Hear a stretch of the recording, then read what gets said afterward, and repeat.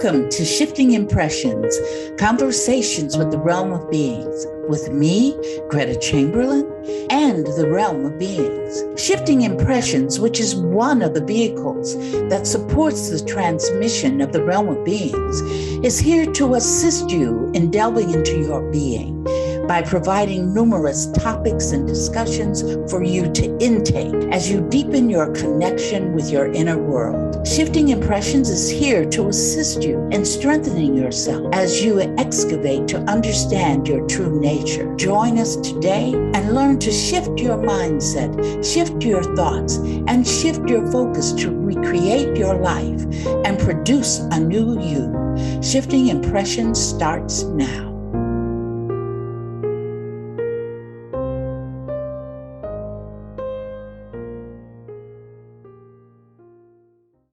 Greetings to everybody out there, to all of our listeners. You are listening now to Shifting Impressions, that we come to you every Friday at 8 o'clock Pacific time, 11 o'clock Eastern Standard Time. Usually it's three of us having the discussion today, but Carol had something very important that she had to attend to. So she's missing today, but she will be back with us next week. Kathleen Lee is here with me, and I am Greta Chamberlain. And of course, the realm of beings will be speaking to you today as well. The quote that they have for us today is similar to what we discussed last week, which was dealing with finances. So the title today is Money, Money, Money: How to Increase Financial Prosperity Through Thought and Emotion. So now here is the quote. In this reality, you are focused on financial security and allow it to dictate your level of investment in this illusory environment and your creation of reality. Some individuals allow it to encourage a personal belief in separation and judgment, while others think lowly of themselves. Then other individuals feel that they have made it because of their accumulation of wealth and seek a lifestyle of the rich and famous. So here we go. Money, money, money. Yeah, that changes the whole happy part that I thought we were gonna say, what do we do now, Swami? You snap your fingers 3 times and you get money. Oh, the quote really just changes. Oh, it kind of made me feel a little bad. Bad? Why, Kathy? Thinking about how they always say, money doesn't always bring happiness or whatever, all those little idiomatic expressions and phrases that they have. But I mean, what the realm is, what I'm interpreting, what they're saying is basically how we're so focused on the illusion of financial security. Some of us, in such a way, it just all of the stakeholders' concerns and their needs are neglected by different societies, if I'm making sense. Like in this country, we have someone, I don't know if we're supposed to talk politics, but they're running for the top office, and all they talk about is, I'm a very rich person, I'm very wealthy. He might have some money, but he's lacking. This person could be lacking, or anyone that thinks like that person, they could be lacking in still thinking lowly of themselves. Because if the person thought highly of himself, he wouldn't have to sink so low as to keep letting everyone know what he has. It's just so true. I mean, just all the different examples. And it does encourage separation. And it does, Absolutely. and people look at somebody that has a job. So if you are domestic and you clean an office, that doesn't make you any less than someone whose office that you're cleaning. That's what you do to earn your money. It doesn't say who you are. Although I'll be honest with you, money's nice to have, man. Absolutely. Absolutely. And, money is needed for us to procure all of these material things, that we need to sustain us. So it's not, I don't think it's saying that we should be without money, or we should worry. See, a lot of people worry about that they don't have money. Or I'm working with some people now. I have one woman, she told me about everything that she had, houses, boats, everything. And then their company just folded, and there she was without it.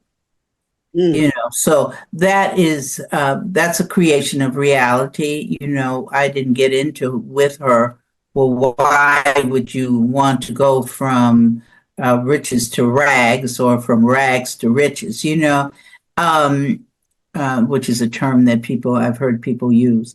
But a lot of people are afraid to even think about having more money than what they have. There's a fear there too, because they've been taught, I know I have, they've been taught that all kinds of idioms and adages about all of this stuff. One being that money is evil.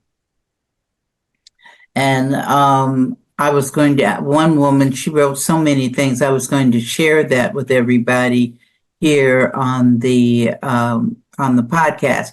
But she had about 10 different sayings that she came up with that talks about how people perceive money. And, the devil is in control of the money, or if you have money, you're working for the devil, and so forth. So that is, there's a lot of judgment in there. And then, we look at people who don't have money. If we have money, we can look down kind of lowly on that person. That's my point. Or the opposite, Kathy. Sometimes people who consider themselves not having an abundance of money look up or adulate the people that do have money, and they think that is absolutely, that is really showing how great they are. They're greater than I am because they're a millionaire. They're greater than I am. And what you said was really, I think, very important when you brought the idea that the lady or gentleman who's cleaning an office is the same as the person whose office that they are cleaning. See, that's where money comes in to create separation within this human experience. Correct. Absolutely. We think if we have a lot of money, we think we're better than people who don't. I remember when I had first started teaching, the first year we had a strike. There was a teacher's strike. And one of the things that the teachers were striking for was increase of pay. And, and I got out there on the picket line. I did my support of everything. Okay, so we won. The teachers won. I remember that. Everybody was so happy. I was so glad, because then I started thinking about, oh, man, I have this much money going to be added to my paycheck, right? I was so enthusiastic about that. Okay, well, we get paid. The taxes. Right? Absolutely. Absolutely. Because when I looked at my paycheck, it was basically, I was taking home the same amount of money I had before I even went on strike. I said, oh my God, my money that I got went to the government. Yes, so there you were. Yes, it did. It went, and you know what? It happens all the time. And, and we live in a country where everything is based on on how much money you have. They judge you by that. That is so true. It leads to separation. That is also so true. I think it can also lead to violence, because if you don't have, I mean, then you want to go after the ones that have. And I mean, there's a selfishness that comes in. Like, I never understood, freaking money do you need? Why do you need to have billions? What's not to buy? Some people bought a rocket shaped like a phalanx symbol and shot themselves up into space for a minute. But I mean, there are people all across this planet. When you have 1% of the people owning all of the wealth of this country, and let's say majority of people on the planet, to me personally, I have a challenge with that. Because when you are fixated on wealth and money, like playing the lottery, and don't get it twisted. I like my online lottery games. I play, but I've learned if I can't afford to lose, then I don't play. And I just create to win as much as I can. And I notice that if I kind of start worrying, oh my God, I just lost $5 in a row, $1, $1, $1, $1. I start panicking. All of a sudden, I have to say, "Oh, I'm not thinking right. I'm not thinking right. I'm not thinking I'm a winner. I'm not thinking I'm circulating that dollar back to myself." And the minute I sit there and I say I'm experiencing opulent prosperity and money substances on my online games, then all of a sudden I'll hit and I'll get that that $5 back plus a few more. But it's called gambling. It's all a gamble. And do you enjoy doing it? Yes, but there are people that will spend their whole paycheck buying a lottery ticket for a chance to win $1 billion and not have enough gas for their car. See, and we don't want to judge those people either, because Correct. That's their experience. That's the reality that they are creating, and that is the reality that they have chosen. So therefore, that's where we come in with unconditional love. And I know the title said how to increase financial prosperity through thought and emotion. And you've touched on it a little bit, Kathy, in that you've got to think you're prosperous. You see, one suggestion that I would give is for people to write down on a piece of paper, what are all the negative things that they feel about money? What are all the negative things that they've heard about money? Because sometimes we'll grow up in a family dynamic where money is a challenge, so we get used to being in that environment. So therefore, we carry that environment with us from children to being adults. So it's a lot about thought. But I think the one thing that you touched on, in a sense, is love of self. That is one of the things, is love of self. Don't put yourself down because you're only making $25,000 and your friend is making $75,000. Or somebody, I've had people that tell me that, they've seen their friends later on in life and they're doing so well. They have so much money, they're able to travel. And here I am, same age as that person, but I'm working. I'm still working. Whereas this person is retired, enjoying their life. But when we look at it, Kathy, we really have. Because what is the accomplishment? The accomplishment is learning lessons. That is really all that's here. So if we want to place money as the means of valuing myself, then you're going to have a challenge, because sometimes your lesson will say, okay, we're going to give it to you now, but then you lose it. I was looking on, I think it was on TV, they had a program where they were showing a family that had won the lottery and two families who had won the lottery. One family, they were very happy. They had their accountant, they had their investors, they had all people, assisting them in growing the money. The other family spent and spent and spent and did not have that support, did not put that support in place for them. So at this point, they're in debt. And they were saying that we wish that we had never won that. So you know what comes in place of that, Kat? You got to be prepared. See, that's exactly financial literacy and understanding how to protect, actually how to increase or even save what you want. But then it comes down to choices. And in my family, it was like, I'm telling you, everything was rationed. There were 7 of us in the house. You had you either got 2 strips of bacon and 1 egg and a piece of toast for breakfast. Couldn't have 3 slices of bacon because it had to last. So we were taught to,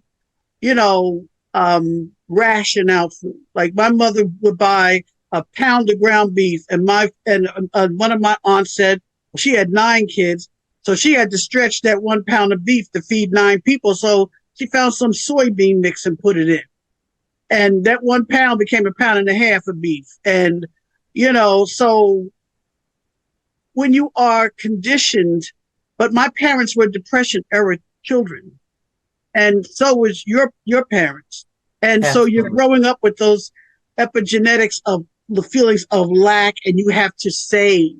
But you can save to the point where it could be detrimental to you because you can't take it with you. So you've got to kind of balance how to enjoy what you have and not see it as lack.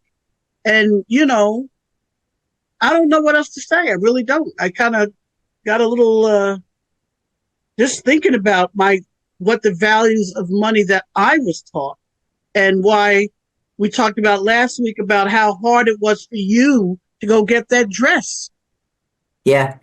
Go treat yourself to that dress. And yet we frown upon people. Now, why did you go and buy that car? Now, that woman knows she can't afford that Prada bag. Now, here they are getting a stimulus check, and the line outside the Prada was all around the corner. Well, if that's how they wanted to spend their prosperity, to get that Prada bag to make them feel good, then people need to stop judging people that exercise their right to spend their money or their prosperity on themselves any way they want to. Instead, teachers look down on students whose parents will buy them $100 pair of sneakers back in the day. I know you heard all of that. And I'm like, well, what do you care if that parent buys that child that pair of sneakers that cost $100? I don't have a pair of $100 sneakers. That's because I'm saying, now I know it's because you don't love yourself. But to that parent, they didn't want anyone to perceive that they had lack. Mm-hmm. Because then you go into their houses, and I've been in some of the houses, and they're very welcoming. But the most beautiful thing, and then I'm going to turn it over to you, that I ever experienced as a teacher, I'll never forget it. I went to the child's house to tell the parent how wonderful the child was. And I would do that. I would show up in different doors and stuff. And Mr. said, Miss Lee, would you like a cup of tea? I said, oh, yeah, I'll take a cup of tea. And the student wouldn't got the cup. No, he wouldn't got, he took that one back, and he brought more of a, looked like she had just one little china cup, and it still had a little chip. But that was the most wonderful thing, that she wanted to share that little piece of herself, and thought enough of me coming to her home as her guest to share that little piece of what she saw was prosperity, her prosperity with me. And that really touched me. But guess what you created on your side? Oh, You came in there with an attitude of prosperity within yourself, with a love of yourself. Because when that young student brought you the everyday cup, his mother said, no, take that back and get our other special cup. So you created, they supported you in your conception and your thoughts about yourself in terms of prosperity. So it's a give and take. Oh, okay. You see, so you went in there with that thought. That's why you couldn't be served with the regular everyday cup. You had to move to the other cup. So that was your creation of reality at the unconscious level. Oh, okay. So they supported you where you were with your consciousness of prosperity. And I think that goes back to this whole idea of focus. Where are you putting your focus? You know, you might live in an apartment building that's small, but if you see that as a great place and you love yourself within that great place, then you will, because see, unconditional love of self is prosperity. That is true. So you want to change the thought. It says here, increase financial prosperity through thought and emotion. Well, one of the thoughts that you have to have, which you just showed in that example, is love of self. Because in love of self, then you're going to bring to yourself things that support you with that, you see. And then you want to, a book that you have on your bookcase, and you don't have to turn and get it, but we were talking about it last week. And my mentor had given it to me, a Catherine Ponder book on prosperity. She wrote that back in the, I think in the 1970s. Those of you who are really interested in studying something about prosperity, I'm going to say her name again, Catherine Ponder. Ponder, and it's dealing with prosperity. I don't know the exact name of that text, but it was given to me, and I read it through and through. And one of the things that she said was, if you want to be prosperous, think that way and practice that way. So sometimes things that I give people to do, I had one young man that used to be with me, and he kept saying, I'm buying a Lexus. I'm buying a Lexus. I said, oh, really? You want a Lexus? Yes. And he thoroughly believed that his belief was he didn't have to work. I said, which is possible. Somebody can come up and say, here, let me give you a Lexus. That is possible to create that. Okay. But one of the things that we told him was the realm of beings and myself. We told him, well, you have to get used to that. I said, you want to buy one, but how does that energy feel? See, everything has energy, everything. So you want a Lexus? I told him, I said, now go to the Lexus dealer, go look at the different types of Lexus cars there are, and not only just look at it, get in one. Not only just get in one, drive it. See what it feels like to be in that, so that you can incorporate that energy into your thought patterns. So you want to experience it. And it took him a while before he could do that. He was scared. He was afraid to just go there. I said, they're not going to do anything to you. Just go. Sit in the car. Drive it. I tell people, I said, go into Saks Fifth Avenue if you feel that that's an upscale store. Go into Saks Fifth Avenue and buy something. Buy a Godiva chocolate. Pay $5 for a bar of Godiva chocolate. You're spending your money, so you're practicing spending money, circulating money, because it's not just spending. It's circulating money in a place that in your mind you think, oh, I don't have enough money to buy anything in Saks Fifth Avenue. But yes, you do. Go do that. Experience that. Walk around in the store. Feel what's like. So you want to be a part of the energy. If you are in a part of the energy that's lack, then you're encouraging that more and more. You're going to experience it more and more. So you change your thoughts. And by changing your thoughts, you go out there to the Saks Fifth Avenue. You go out there to the BMW car dealership. You go out there and look at a house and see.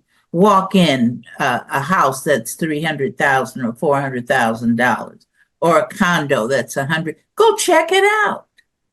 But Greta, why do we feel, why do we create, some of us, put these limitations on ourselves? We feel as though, whether it's we feel that we're not worthy of it, or whether or not we don't make enough money for it. And there's always someone willing to support you and remind you that you don't have enough money. Absolutely. They're always there. For some reason, it's like you turn around, it's like, they're they're all on my shoulders. They're all around me. You can't afford that. Why are you buying that lottery ticket? Well, because I want to buy it. And so, and it's my money. If I want to do that for myself, that's what I want to do. Now, and I bought something and I was on vacation, and I said, "Oh God, I got to be crazy." I said, "Oh my God, I got to pay that." Oh, but my girlfriend that was with me, she said, "Just get it, just get it," and I did, and I said, well, I guess I won't do this again, because it was a lot. But I decided, I said, I can't take it with me. And if I like it and I want it, I was never able to do that before in my life, or I felt like I couldn't do that before. And I decided to go ahead and do it. But I also wanted a mink coat. And I used to say, I want a mink coat. And then I would say, but I don't want it until I lose weight. Well, there was only one problem with that. I kept gaining the weight every year, so I couldn't get the mink coat, because I didn't want anybody to take a gun and try to shoot me and think I'm a moving target like a bear or something, But I did wind up getting a mink coat. But I mean, it was like after 40 years of marriage, I go, wait a minute, why is it taking me 40 years? Now, let me ask you this. Did you pay for your mink coat? Hell no. You did? Wait a minute, we can't hear you. Did you pay for I did not pay. No, absolutely not. I did not. And it's a reversible. It has but do you know I haven't worn it ever since I got it? Well, let me tell you what happened with me. I came home one day from work, and I was looking at TV, and this one store, Evans, it's no longer in existence now. They would show you all the fur coats on TV. And I said to myself, I was never interested in buying a fur coat. I never was. But this particular day, I looked at those fur coats, and for some odd reason, I said, wow, I want a fur coat. But I don't want to buy it, because I knew that here I am, we're fixing up our house, stripping wood, doing this and that, because we had just bought our home. The money's going there, but I still want this fur coat. And so I said, man, I wish I had a fur coat. So I just let it be. A week later, if not less than that, I get a letter from my husband's mother. And she says, Greta, Dad and I are moving from Seattle, Washington, down to, I think she went to Florida. So I have a fur coat. I really can't use it. Do you want it? Wow. I said, whoa, I got me a fur coat. I got on that phone. I didn't even write Mom a letter. I called her. I said, Mom, yes, I'll take the fur coat. She said, good, Greta. I'll put it in the box and send it to you. So the box came, right? I was said, yes, I have a fur coat. It was a mink. It was 3/4 lengths and it had leather strips in between the mink. Oh, I know the kind you're talking about. Yeah. Yep. So I took it out and wait a minute. I even had extra. She gave me her mink hat to go with the mink coat. Okay. Oh, all right. Kathy, I took that coat out. I looked at that coat, and the only thing I could get into that coat was my left arm. Like Victoria's Secret. The only thing that fits you is the secret. It was, I tell you, I was one disappointed camper. I said, man, I forgot that I was bigger than mom. Okay. Could not fit. I kept that coat. Finally, I met a homeless family. Well, they were only temporary homeless, but they needed something. I said, look, I'll send you this a mink coat and you can sell it. And that'll give you some money. So that's what happened with it. I circulated the mink coat to them, you know, and I said, wow, you know, but that was the end of my desire to have a fur coat. I want you to know that, Kathy. And I have to say this too, because you've said it twice now, that you can't take the money with you. I remember I said that exact thing to my mother, who's made her transition now. I told her, I said, Ma, don't worry about this. You can't take the money. We were going to spend some extra money. And I said, Ma, don't worry. You can't take the money with you. That 90-year-old woman turned around and looked at my face and she said, as snippy as she could possibly be, and say to me, oh, yes, I can. And that was the end of that. You know what?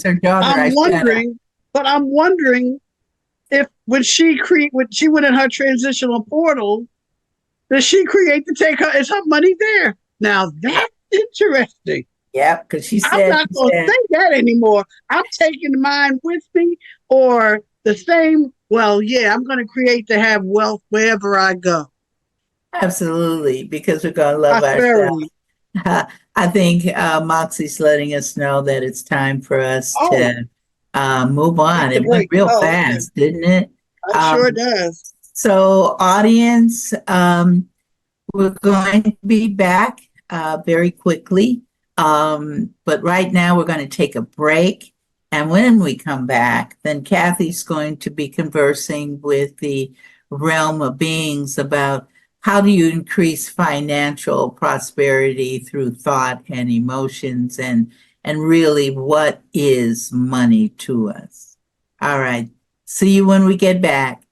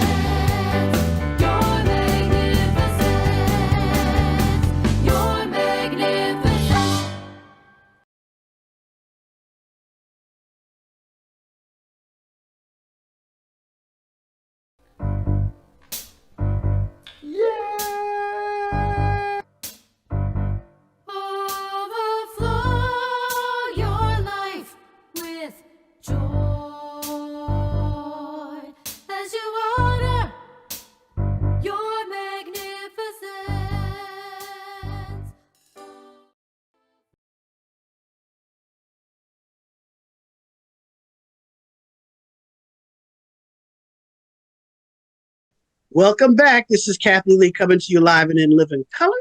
And I'm back here with Greta, and the realm of beings are with us now. Realm, are you there? Yes, we're here waiting for Okay. you, Kathy. Waiting for me, waiting for me. Oh my goodness. Well, the title is Money, Money, Money, How to Increase Financial Prosperity Through Thought and Emotion. And the quote that you gave, Greta, is, in this reality, you are focused on financial security and allow it to dictate your level of investment in this illusionary environment and your creation of reality. Some individuals allow it to encourage a personal belief in separation and judgment, while others think lowly of themselves. Then other individuals feel that they have made it because of their accumulation of wealth and seek a lifestyle of the rich and famous. So, realm, this was a biggie one for me in a lot of ways. It just sent a lot of thoughts through my head about my own upbringing and my own thoughts of prosperity and the different kinds of prosperity and how to manifest it and how we don't manifest it. So can you please elaborate on why people don't manifest wealth and why others can manifest it? I think I know the answer, but let's do this for the audience. One thing we have to say is that, and most people don't know this, but it goes back to before you were born, before you were conceived. You chose the lessons because the incarnate, which is the force, wanted to experience these things. So you jumped and said, okay, it created you. It created all of you being humans. You decided you wanted to come into a human experience. And some of you had lessons. Some of you had lessons that were dealing around prosperity. Not everybody. Some, and those lessons for prosperity could come in different ways. One, it could be in what you would call an expression of poverty. That would be a lesson. Somebody else would get a lesson of being a billionaire. That could be another lesson. Both of those are lessons, and both of those are equal. You see, it's the illusion that you think that because you have money, you're better than the other person. Or if the other person feels they have no money, they can feel themselves downtrodden by it. Or again, they can be happy in their sense of lack of prosperity as someone else would perceive it. But you see, it's really all equal. It's really all equal. We're saying that again because we want to impress that circulating money, non-circulating of money, those are lessons that you have chosen to learn. And the force has chosen to learn the same thing through a humanoid experience, you see. But in actuality, everything is really the same. If you see someone who is taking the train downtown or taking the train to work versus a person who's having their chauffeur drive them to work, it appears that one has more wealth than the other. That's the appearance. You see, that's the illusion. It's been set up for you to bathe in that illusion. Now you want to come out of it. How do you come out of it? Because both people have to come out of it. The man who drove up with the chauffeur and the person who had to take the train to work, or the person who's standing out with a cup asking for donations. all the same. It's the same. You think that it is different because it appears that way. But when we get down to the nitty-gritty of it, it's all equal. And each person has chosen to experience their lesson. And each person's lesson can be different. Because just because you see that person driving up in a limousine with a chauffeur, getting out, going to work, don't think that that person does not have lessons. That person has lessons. They've just chosen a different lesson. Now let's say you want to switch lessons. You want to switch from a lesson dealing with lack to more of a lesson dealing with opulent prosperity. And that's fine too, because that means then that is also part of your lesson. What do I do to get to the point that I am now, as a humanoid, can consider myself to have opulent prosperity? What do I have to do for that? One of the things is to see yourself prosperous. See, that's a lesson unto itself. If you are thinking downtrodden, then your number one lesson is that you're not loving yourself. So to increase to the opulent prosperity point, because you believe in your mind that being prosperous is better than not being prosperous. So therefore you see that as a betterment. So to see a betterment, the one thing that you must do first is to love yourself. Really love yourself.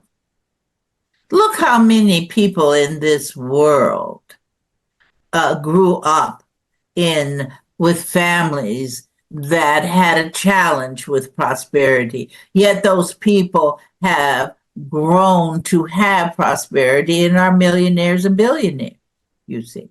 That's because they had to change their thought. They had to see themselves as being that. You must see yourselves as having prosperity. But one of the parts of that is also to be grateful for what you have, that you have created for yourself at the moment. Don't downgrade yourself. Love yourself and be grateful. In other words, there are some people that still have outhouses and not indoor toilets. They have outhouses. So be grateful for the fact that you have an outhouse. And then see yourself moving into a position where you will have an indoor facility for elimination, you see. You must desire that. And it's not saying you're awful. You're an awful being because you want to make more money. It's just that you don't want that illusion to take control over you. You want to control its development instead of it controlling you.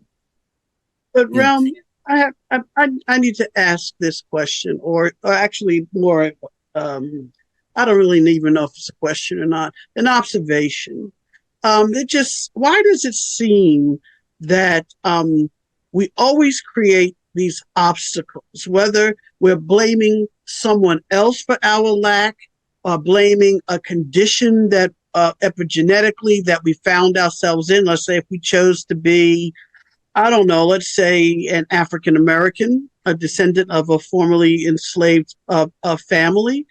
And let's just say that you don't have to be African American, you just be a person that was from the Appalachian Mountains. And there are always these obstacles, these people. Let's just say those that have the wealth are constantly putting one up against the other.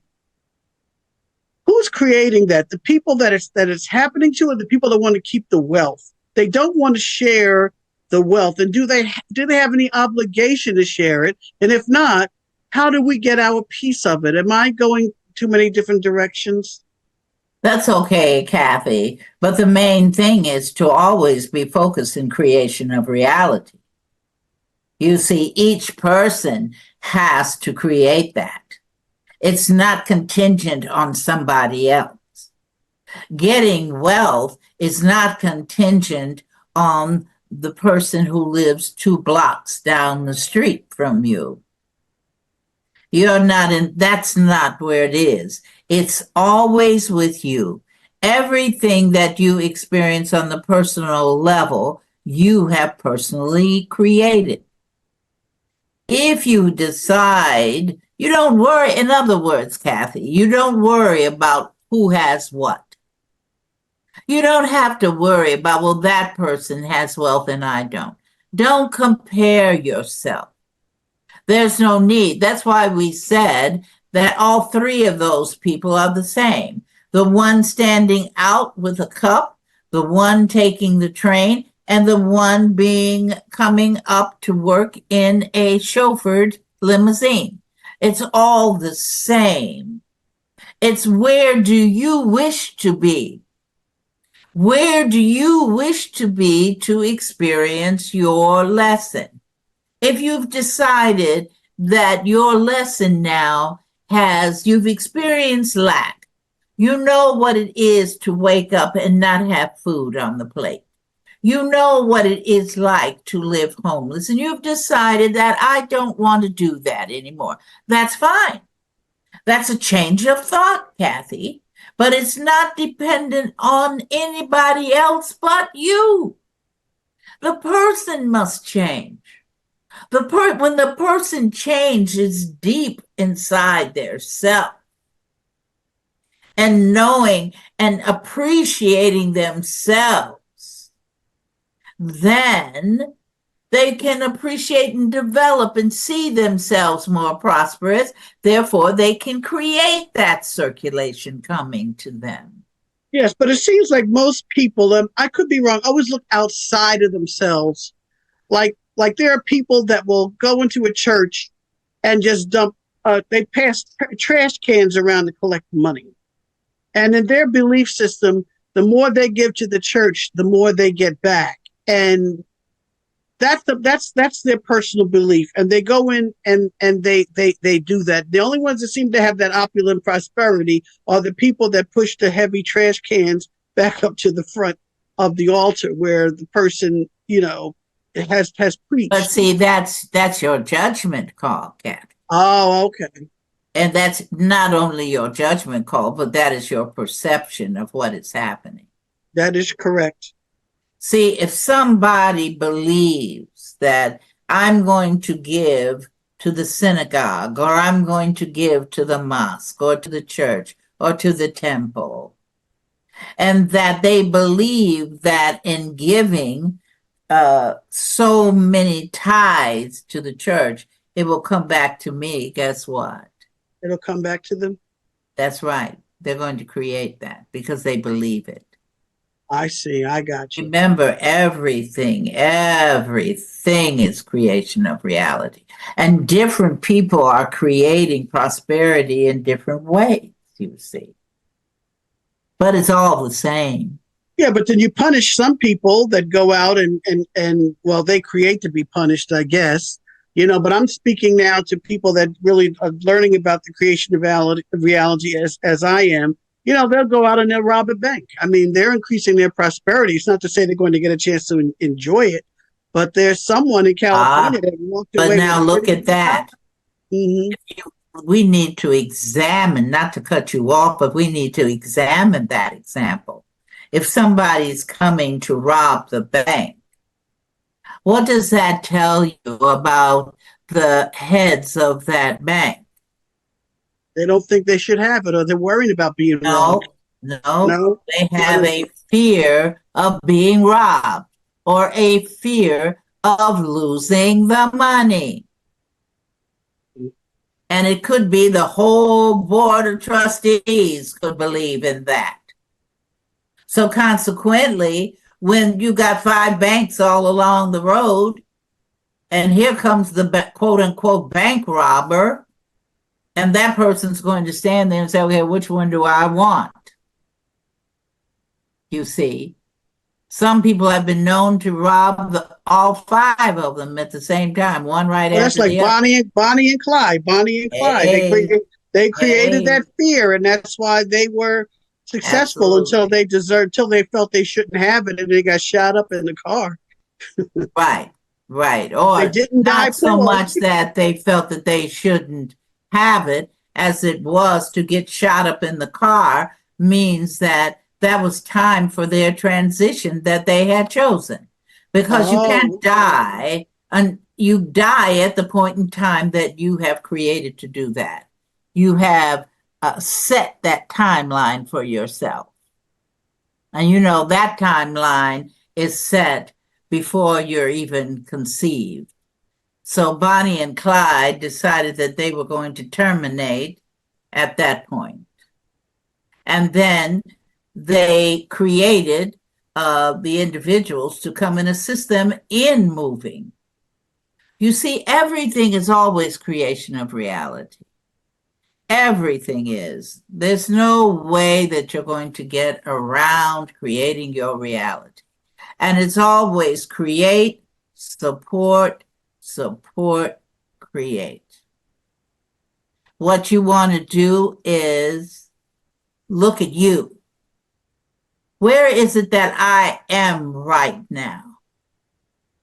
Where is it that I want to be right now, as far as money is concerned? Then think about, how can I do this? Of course, you can go and do it against the law, quote unquote, against the law. If that's the way you want to do that, that's quite all right, because that's your creation of reality, you see. But is that the way you really want to do it? Because you have a choice. You can create it in another way, or you can create it in this way.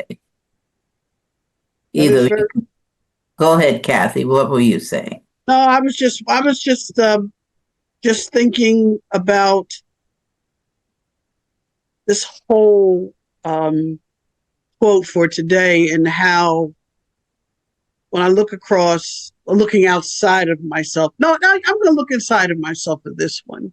That, you know, how do I see right now? For me, prosperity is to be in perfect health, to enjoy what I do have. For me, that's prosperity. I just don't want to have any fear of lack, of losing of not being able to care for myself. And I'm not sure if I'm the only one that feels that way, even though to others it might look as though everything's all hunky-dory, and I'm not saying that it's not. It's just my own inner emotions and thoughts dealing with having to manage finances by myself. It's the first time in my life, you know. I've left my father's house and went into my husband's house. And so now I'm in my house, you know, by myself. And I'm managing it. I'm doing it. But sometimes I just feel a little bit afraid that I might not be making the correct decisions. You know, just those types of things. But anyway, Realm, we've got to bounce. We got to roll up out of here because we're out of time. And so I want to thank everyone for joining us. And we hope, we're going to see you again next week. And don't forget to like and subscribe and click on everything that lets everyone know that we are shifting impressions without conversation with the realm of beings. And next week, Oh my goodness, we have another one. Is the grass really greener on the other side? And it's dealing with appreciation of self. Until we create to see each other again. Once again, thanks for joining us at Shifting Impressions, Conversations with the Realm of Beings on TransformationTalkRadio.com. As you have explored today's creation of reality experience with the realm and me, Greta, each of you is being supported by us in further developing the understanding that you are not just an individual existing in linear time and space, but a multi-dimensional force of infinite possibilities who is connected to all. So begin to create the realities you want. Join us every Friday at 8 a.m. Pacific Time and 11 a.m. Eastern Time on Shifting Impressions at TransformationTalkRadio.com. So long until we create each other again next Friday.